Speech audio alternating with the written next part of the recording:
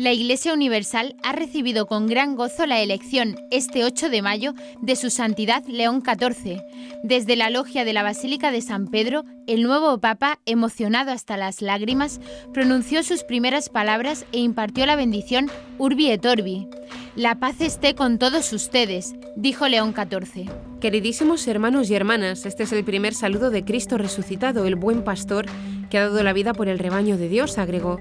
El Papa también recordó al Perú, en perfecto español, mencionando a su querida diócesis de Chiclayo, a la que se refirió como un pueblo que ha dado mucho para seguir siendo iglesia fiel de Jesucristo. León XIV pasó más de 40 años de misión en el país hispanoamericano. Robert Francis Prevost es estadounidense y tiene nacionalidad peruana. Además, hasta el fallecimiento del Papa Francisco, se desempeñó como prefecto del Dicasterio para los Obispos y presidente de la Pontificia Comisión para la América Latina. Podemos encontrar algunas similitudes sobre la elección del nuevo Papa y la relación que guarda con el pontificado de León XIII, su inmediato predecesor nominal. El cónclave en el que resultó electo el Papa León XIII, celebrado en 1878, duró 2 días, lo mismo que el cónclave de 2025. El nuevo Papa tiene 69 años, mientras que para el momento de su elección el cardenal Gioacchino Pezzi, León XIII, estaba a tan solo 12 días de cumplir la misma edad. León XIII reinó durante casi 26 años a pesar de ser por entonces un hombre con una salud bastante precaria, falleciendo el 20 de julio de 1903 a los 93 años. La Iglesia Católica en Argentina, Uruguay y Paraguay celebran la fiesta de su patrona cada 8 de mayo. Ese mismo día, pero de 1887, la imagen de Nuestra Señora de Luján fue coronada canónicamente por León XIII. La elección del nuevo Santo Padre ha coincidido con esta fiesta de gran devoción para los católicos en estos países hispanoamericanos. Nuestra Señora del Rosario de Pompeya es una advocación mariana de Italia que ha sido muy venerada por los papas en los últimos siglos. Cada 8 de mayo se celebra la súplica a la Madonna di Pompei. León XIII fue uno de los mayores promotores del culto a la Virgen de Pompeya. En 1901 elevó el santuario, que había sido donado a la Santa Sede en 1894, a Basílica Pontificia, definiéndolo como parroquia del mundo debido a la gran afluencia de peregrinos. Hoy, el día de súplica a la Virgen de Pompeya, nuestra Madre María quiere siempre caminar con nosotros, estar cerca, ayudarnos con su intercesión y su amor, dijo el Papa León XIV en su primera aparición ante la Plaza de San Pedro y el mundo entero. Otro dato destacable es que el Papa León XIV es el primer agustino en convertirse en sumo pontífice. «Soy hijo de San Agustín», dijo en la logia de la Basílica de San Pedro. Para la Orden de San Agustín, el Papa León XIII tiene una importancia especial, ya que canonizó a Santa Rita de Casia el 24 de mayo de 1900 y a Santa Clara de Montefalco el 8 de diciembre de 1881. Por último, resaltar que cada 8 de mayo el breviario romano recuerda la aparición de San Miguel en su famoso santuario en el Monte Gargano, donde le fue restaurada su gloria original como patrono de la guerra. En la década de 1880, el Papa León XIII escribió la más famosa oración a San Miguel Arcángel para pedir su intercesión por toda la Iglesia y protección contra el demonio. Comenzaremos con las noticias de interés internacional. Tierra Santa, fiesta del hallazgo de la Vera Cruz. Sri Lanka. Los asesinados en Pascua incluidos como testigos de la fe. Perú, el buque escuela BAP Unión declarado lugar jubilar. Francia, curación milagrosa oficialmente reconocida en Lourdes. Pasaremos después a las noticias nacionales. Hay 17.000 niños esperando hogares de acogida. Oración por las vocaciones sacerdotales. Publica las enseñanzas de Monseñor Guerra Campos en RTVE. Y por último comentaremos algunas de las noticias más destacadas de la Santa Sede. El Papa León XIV celebró su primera misa el viernes. 2 cardenales no participaron en el cónclave. Fuentes vaticanas explicaron razones para demora en la primera fumata. Tierra Santa celebró este 7 de mayo la fiesta del hallazgo de la Vera Cruz. Como recuerda la custodia de Tierra Santa, es una festividad profundamente significativa, pues Jerusalén es el único lugar del mundo donde se sigue celebrando esta fiesta, abolida por la reforma litúrgica en 1969. La celebración conmemora el hallazgo de la Santa Cruz de Jesús por parte de Santa Elena, la madre del emperador Constantino, en el siglo IV. La fiesta tiene lugar el 7 de mayo por una razón muy particular. Un 7 de mayo del año 351, de acuerdo al relato de San Cirilo, según recoge la custodia de Tierra Santa, una enorme cruz luminosa apareció en el cielo sobre el sagrado Gólgota y se extendió hasta el Monte de los Olivos. De acuerdo al sitio web de la custodia, la celebración comenzó el 6 de mayo por la tarde, cuando el custodio de Tierra Santa, Fray Francesco Patton, ingresó solemnemente a la Basílica del Santo Sepulcro en Jerusalén. Luego el custodio presidió las primeras vísperas en la capilla de Santa Elena, ante la reliquia de la Veracruz. La vigilia se extendió durante la noche y para la mañana Fray Francesco Patton celebró la Santa Misa tras encabezar una procesión con la reliquia de la Veracruz, llevándola hasta el altar. En su homilía, el custodio de Tierra Santa destacó que al contemplar a Cristo crucificado, vemos al mismo tiempo a aquel que se humilló, haciéndose uno de nosotros, y vemos a aquel que fue elevado para atraer hacia sí a toda la creación. Además, alentó a tener siempre ante los ojos de nuestra mente al Cristo exaltado, al Cristo glorificado, ya revelado en el Cristo crucificado. Porque en su entrega de la vida por amor se realiza ya la victoria sobre la muerte. Según explica la custodia, los ornamentos rojos y dorados usados durante esta celebración simbolizan la sangre y la gloria de Cristo. El Vaticano reconoció a los 167 católicos de Sri Lanka que murieron en los atentados del Domingo de Resurrección de 2019 como testigos de la fe del siglo XXI, 6 años después de los ataques en los que murieron más de 260 personas. El catálogo de los testigos de la fe del siglo XXI es elaborado por el Dicasterio para las Causas de los Santos y será presentado durante el año jubilar.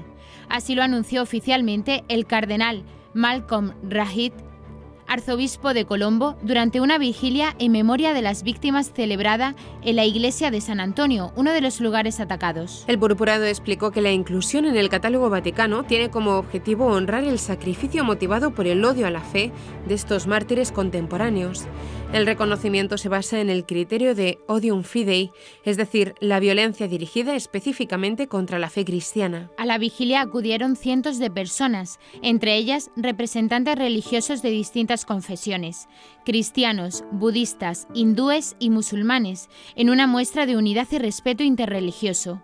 Junto a los nombres de los 167 católicos fallecidos en los templos de San Antonio en Colombo y San Sebastián en Negombo, también se recordó con respeto a otras 7 víctimas de otras religiones, como señaló el padre Jude Fernando, sacerdote de Colombo. Los testigos de la fe fueron seleccionados por una comisión especial del Vaticano encargada de elaborar y actualizar este catálogo en vistas del jubileo. Los atentados del 21 de abril de 2019, que afectaron a 3 hoteles turísticos y 3 iglesias, 2 católicas y una protestante, dejaron un saldo de más de 260 muertos. Se trata de una de las tragedias más sangrientas en la historia reciente del país, una herida que aún permanece abierta. La capilla a bordo del buque Escuela a Vela, BAP Unión, de la Marina de Guerra del Perú, fue designada como lugar jubilar en el marco del Jubileo 2025 convocado por el Papa Francisco. El navío servirá como espacio de gracia espiritual durante el viaje de instrucción internacional VIEX 2025. La designación se hizo mediante un decreto episcopal del obispo castrense del Perú, Monseñor Juan Carlos Vera Plasencia, misionero del Sagrado Corazón, quien aseguró que esta designación permitirá que la tripulación del buque y los cadetes de la Escuela Naval del Perú, acompañados por su capellán, puedan obtener la indulgencia plenaria durante su participación en el viaje de instrucción al extranjero VIEX 2025, que se realizará entre mayo y noviembre. El buque, en su calidad de embajada itinerante, visitará puertos de los Estados Unidos, Reino Unido, Dinamarca, Alemania, Países Bajos, Irlanda, España y Panamá, representando la riqueza cultural y espiritual del Perú. El decreto resalta que en tiempos de dificultad y exigencia para el personal militar, la vida a bordo es particularmente muy difícil y se requiere una fortaleza espiritual especial para afrontar sus desafíos. Por ello, el obispado castrense busca fortalecer la vida cristiana de los tripulantes a través del sacramento de la reconciliación, la celebración de la Eucaristía y la vivencia del amor a Dios y a la patria. La medida se enmarca en la convocatoria del Papa Francisco a un año jubilar centrado en la esperanza y en el perdón, según lo indica en la bula Spes non confundit del 9 de mayo de 2024. Esta disposición pastoral refuerza la dimensión evangelizadora y misionera del buque escuela. Este mes de abril de 2025, la Iglesia ha reconocido como un milagro por la intercesión de la Virgen de Lourdes la sanación de la italiana Antonietta Racco, que vivió una experiencia especial en las piscinas de Lourdes en 2009 y se curó repentinamente de su esclerosis múltiple, una esclerosis lateral primaria que durante 4 años había ido empeorando. La Iglesia ha esperado estos años para confirmar que la curación era total y definitiva. Es el milagro número 72 que la Iglesia reconoce en el santuario, aunque muchas más personas han declarado mejorías, curaciones, conversiones, etc. En la Catedral de María Annunziata, en la diócesis italiana de Tursi, donde vive Antonietta, el obispo Vincenzo Orofino puso su firma solemne en una ceremonia en abril en la misa crismal, reconociendo el carácter milagroso de la curación. Vito Salinaro, del diario Avvenire, acudió a Francavilla, in Sydney, Potenza, Italia, a hablar con la milagrada. En la catedral, en el acto solemne, el obispo la abraza y le dice que aquel hecho inexplicable de 2009, 16 años antes, es ya oficialmente reconocido como milagro. Antonietta, que hoy tiene 67 años, explica que el cambio fue en el 2009. Era el 5 de agosto de 2009, cuando después de 4 años me levanté de la silla de ruedas y comencé a caminar nuevamente. Pero yo ya era creyente, mi fe solo se fortaleció, detalla. Recuerda el momento de entrar en la piscina cuando 3 damas me ayudaron a entrar al agua. Poco después, 2 se alejaron, mientras una continuó ayudándome. Entonces esta señora también se alejó un poco de mí. Y he aquí que fue entonces cuando sentí la presencia de otra persona sujetándome el cuello. Entonces, con dificultad, intenté darme la vuelta, pero no había nadie allí. Luego sentí un gran dolor en ambas piernas y después una sensación de alivio envolvente. En ese momento oí a mi izquierda una hermosa voz femenina. Era suave, ligera. Me dijo, no tengas miedo, no tengas miedo. Pero yo estaba temblando, temblaba de miedo. Algo inexplicable estaba sucediendo, además, porque solo yo podía escuchar esa voz. Por ese miedo explica que en ese momento no se lo contó a nadie. Siguió usando la silla de ruedas.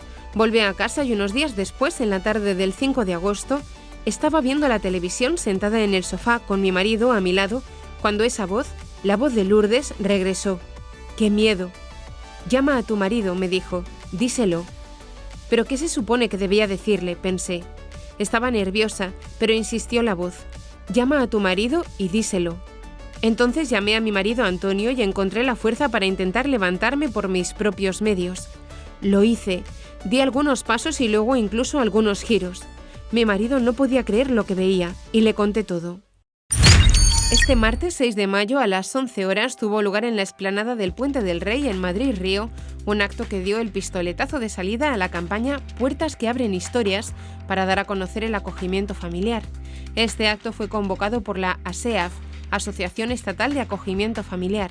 Asistieron la consejera de Familias de la Comunidad de Madrid, Ana Dávila, y la directora general de Infancia, Silvia Balmaña. Madrid se convirtió así en la primera parada de un recorrido en el que ASEAF va a visitar gran parte de España buscando familias de acogida para más de 17.000 niños que viven en centros. ASEAF es la unión de 24 asociaciones de familias de acogida de toda España. Trabajan para que todos los niños y adolescentes crezcan en una familia. Los madrileños y visitantes que pasaron esa mañana por Madrid-Río se encontraron decenas de puertas y felpudos repartidos por toda la explanada del Puente del Rey, simulando la entrada y bienvenida a un nuevo hogar. La directora, Elena Escalada, ha señalado que iniciativas como estas son imprescindibles para dar a conocer una realidad que muy pocos españoles conocen de las familias de acogida. Otra de las asistentes al lanzamiento de esta campaña ha sido la consejera de Familia, Juventud y Asuntos Sociales de la Comunidad de Madrid, Ana Dávila, quien ha puesto de relieve los 10 millones de euros que invertirá su consejería durante este año para ayudar a las más de 1.700 familias de acogida madrileñas. La campaña ha sido elaborada por la agencia de publicidad Crazy Beauty, quienes han querido transformar el espacio público en un mensaje lleno de significado a través de 2 elementos cotidianos, las puertas y los felpudos, los cuales representan el umbral del hogar, es decir, el lugar que muchos niños en acogida aún esperan. Desde Crazy Betty apuntan que algunas de las puertas han estado cerradas, representando a los hogares que aún no han dado el paso, mientras que otras se irán abriendo conforme vayan sumándose familias de acogida a lo largo de la campaña. Los asistentes también han podido disfrutar de una zona que simulaba el salón de una casa para quienes deseaban conocer más de cerca el acogimiento familiar a través de las experiencias y los testimonios de las familias de acogida que allí han acudido. La siguiente ciudad en acoger esta campaña será Toledo el próximo 14 de mayo. La parroquia Santo Domingo de Silos de Pinto acogerá el domingo 18 de mayo a las 21 horas un encuentro musical de oración por las vocaciones sacerdotales organizado por la Orquesta Sinfónica y el Coro de la Diócesis en colaboración con el Seminario Mayor Nuestra Señora de los Apóstoles, que estará presidido por el obispo de Getafe, Monseñor Ginés García Beltrán. A lo largo del encuentro, que se ha organizado por primera vez, se estrenarán 4 piezas musicales nuevas que el coro y la orquesta están ensayando y que se corresponden con el tiempo pascual que está viviendo la Iglesia. Puntualiza Javier Ávila, director del Coro Diocesano y prefecto de música de la diócesis, que se trata de una vigilia de oración con el Santísimo expuesto, donde la música tiene un papel protagonista y que se enmarca en 2 fechas muy importantes: la jornada por las vocaciones del domingo 11 de mayo, Domingo del Buen Pastor, y la futura fiesta del Corpus Christi. En torno a las vocaciones sacerdotales, reflexionamos sobre la Eucaristía. De hecho, se va a estrenar el canto O Magnum Mysterium et Admirabile Sacramentum, pieza que expresa el misterio de la Encarnación para significar esa unidad entre la venida de nuestro Salvador que se ha quedado con nosotros en la Eucaristía, explica Javier Ávila. No se puede entender el sacerdocio sin la Eucaristía, subraya el director de la orquesta y del coro. Además de los cantos e intercalados con ellos, habrá diversas citas de la palabra de Dios elegidas para la ocasión en torno a la Eucaristía, al sacerdocio y la imagen del Cristo Buen Pastor, y 2 seminaristas compartirán su testimonio de vida y vocación con la asamblea. El encuentro está abierto a todos los fieles y es de carácter gratuito. Se recopilan las enseñanzas de Monseñor Guerra Campos, obispo español ya fallecido, pronunciadas en el programa El Octavo Día de Radio Televisión Española durante los años 1972 y 1973. Este libro se presentará en Barcelona el 14 de mayo de 2025. Sale a imprenta Un faro en la tempestad. Enseñanzas de un obispo contra la infiltración de la secta modernista, editorial Páginas Contrarrevolucionarias. En este espacio televisivo destinado al gran público supo recoger el sabio obispo de Cuenca los fundamentos de la doctrina católica, haciéndolos asequibles al alma sencilla en breves programas de cada lunes. Además, sin perder nunca el armazón del edificio católico, atiende especialmente a las necesidades del momento histórico, marcado por la aplicación turbulenta del Concilio Vaticano II en lo eclesial y por una ya transición ideológica en lo social y político que estaba minando los pilares de la civilización cristiana. Con su estilo siempre positivo y abierto, gracias al cual le crecieron muchos admiradores que ofrecían sus respetos incluso desde las posiciones más antagónicas, unido a su gran erudición, Guerra Campos sigue siendo un auténtico faro que ilumina las conciencias y enciende las voluntades en aquello que era su pasión y que rezuman por doquier sus escritos: Jesucristo. En tiempos procelosos como los nuestros, donde las barcas y la barca parecen zozobrar, este libro nos recuerda que Jesucristo resucitado está con nosotros hasta el fin de los tiempos, aunque parezca dormir por momentos en la popa. En la presentación, el 14 de mayo de 2025 a las 19 horas en el Hotel Catalonia Diagonal Center, calle Balmes 142, Barcelona, estará don Manuel Acosta Elías, recopilador de los escritos de don José Guerra Campos, que ha compuesto una larga y rica introducción biográfica y contextual del sabio obispo gallego. Este 9 de mayo, el Papa León XIV presidió su primera misa en la Capilla Sixtina, junto con el Colegio Cardenalicio. Se trata de la primera Eucaristía que celebra a un día de su elección como líder 267 de la Iglesia Católica. En su homilía comenzó mencionando las palabras de Pedro: «Tú eres Cristo, el Hijo de Dios vivo», queriendo señalar con ello que Él es el único Salvador y revelador del rostro de Dios Padre. Él se mostró como niño, como joven y como adulto en el que nos podemos fijar. Y continuó diciendo que nos ha mostrado así un modelo de humanidad santa que todos podemos imitar, junto con la promesa de un destino eterno, que sin embargo supera todos nuestros límites y capacidades. Seguidamente refirió la pregunta de Jesús de ¿quién dice la gente que soy yo? Y explicó que hoy en día vivimos en un mundo que considera a Jesús una persona que carece totalmente de importancia y que como mucho es un personaje curioso que puede suscitar asombro con su modo insólito de hablar y de actuar. En ese sentido expresó que así, cuando su presencia se vuelva molesta por las instancias de honestidad y las exigencias morales que solicita, este mundo no dudará en rechazarlo y eliminarlo. Expuso también otro tipo de personas que consideran a Jesús como un hombre recto, un hombre valiente que habla bien y que dice cosas justas, como otros grandes profetas de la historia de Israel. Por eso lo siguen, al menos hasta donde pueden hacerlo sin demasiados riesgos e inconvenientes. Pero lo consideran solo un hombre y por eso en el momento del peligro, durante la pasión, también ellos lo abandonan y se van desilusionados. Después de alertar contra estas falsas percepciones que tiene el mundo, animó a evangelizar a las personas de hoy para que no se dejen llevar por la comodidad de la tecnología, el dinero, el éxito, el poder o el placer. Y por esto explicó que también para nosotros es esencial repetir: tú eres el Mesías, el Hijo de Dios vivo.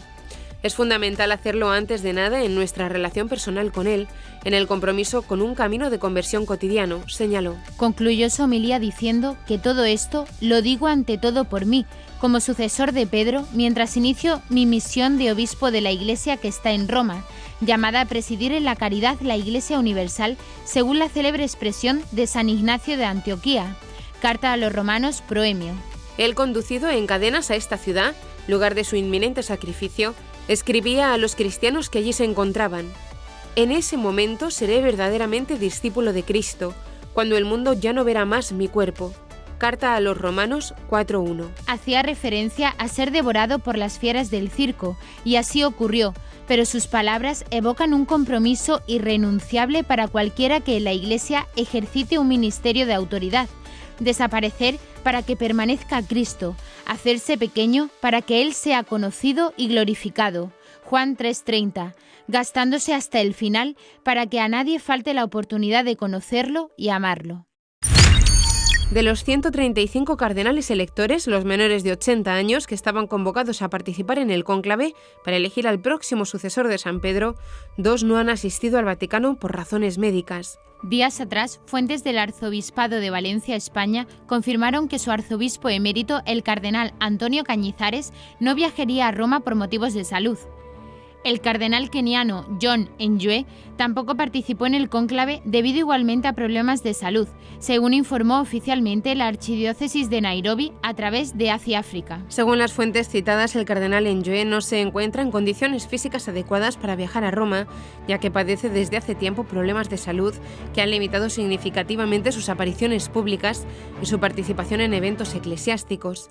En una declaración ofrecida en enero, Njue señaló que ya no se siente tan fuerte como antes, aunque aseguró seguir comprometido con su deber pastoral de acompañar a su comunidad. La situación del cardenal Njue era un tanto complicada, ya que su elegibilidad para participar en el cónclave también estuvo bajo escrutinio. El arzobispo emérito de Nairobi habría superado la edad límite de 80 años fijada por la normativa vaticana para poder votar en un cónclave. Los registros originales en Roma indicaban que Njue nació el 31 de diciembre de 1944, lo que lo haría inelegible desde fines de 2024. Sin embargo, tanto el anuario pontificio como el sitio web del Vaticano han actualizado su fecha de nacimiento al 1 de enero de 1946, lo que le permite conservar su derecho al voto hasta el 1 de enero de 2026. Así, aunque Njue continúa siendo oficialmente elector, su frágil estado de salud le impidió estar presente en ese momento decisivo para la Iglesia. Con su ausencia y la de Cañizares, han sido 133 los cardenales que entraron en la Capilla Sixtina este miércoles 7 de mayo. Se ha hablado mucho sobre la situación anómala de que la primera fumata de este cónclave salió a las 21 horas de Roma. Esto levantó algunas sospechas, pues esta se esperaba entre las 19 y 20 horas. Por este motivo, fuentes vaticanas explicaron a algunos medios que se unieron varios factores que hizo que todo se ralentizara más de lo previsto. El primero fue una meditación del cardenal Cantalamessa, predicador emérito de la Casa Pontificia, que tenía a cargo dar la charla antes de las votaciones como reflexión del momento tan importante fe que la Iglesia entera estaba viviendo. Esta meditación, que en primer momento iba a ser breve, finalmente resultó un tanto más larga de lo que se esperaba, entre 45 minutos y 1 hora. Por lo tanto, el siguiente paso tuvo lugar a las 18:45 horas, 1 hora más tarde de lo previsto. Por otro lado, algunos cardenales requirieron ayuda con la traducción, pues se dio la situación actual de que algunos de ellos no hablan ni italiano ni latín. También se une a este inconveniente el que varios de estos cardenales son tales desde hace no mucho tiempo, lo que hizo también que no conocieran muy bien los protocolos y pautas a seguir. También hay que tener en cuenta el gran número de cardenales que han participado en este cónclave, un total de 133 cardenales y muchos de ellos mayores que tienen que acercarse individualmente hasta la urna para depositar su voto. Todo esto hizo que la primera fumata se prolongara hasta las 9 de la noche. Y hasta aquí nuestro informativo semanal. Esperamos que haya sido de su agrado.